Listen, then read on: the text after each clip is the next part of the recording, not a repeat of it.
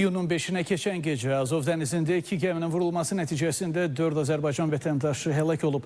Ötən gün onların nəşi Azərbaycana gətirilib, bugün isə torpağa tapşırılıblar.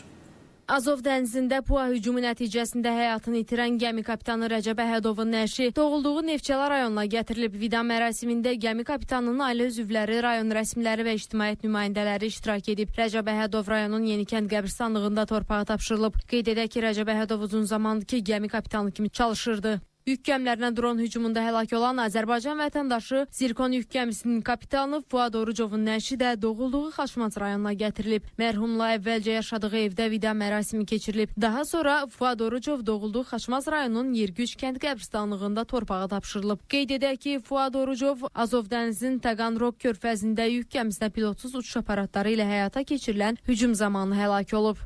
Fuadla mən bir gəmidə də işləmişik. Fuad bizim kapitanımız olmuşdu. Mən o vaxt 2012-ci ildə onun təcrübəsindən çox istifadə etmişəm. Çox gözəl kapitanlardan biri olub Fuad.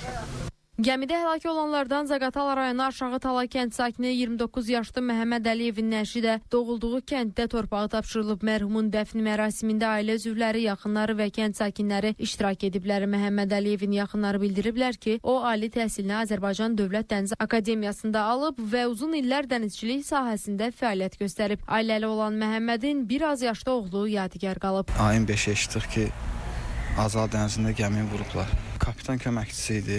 Qeyd edək ki, iyunun 5-nə keçən gecə dənizdə gəmilərin vurulması nəticəsində 4 Azərbaycan vətəndaşı həlak olub. Emin Vaqifoğlu, Diana Cəlali, Yaqub Mehdoğlu, İlkin Piranov, Space xəbər.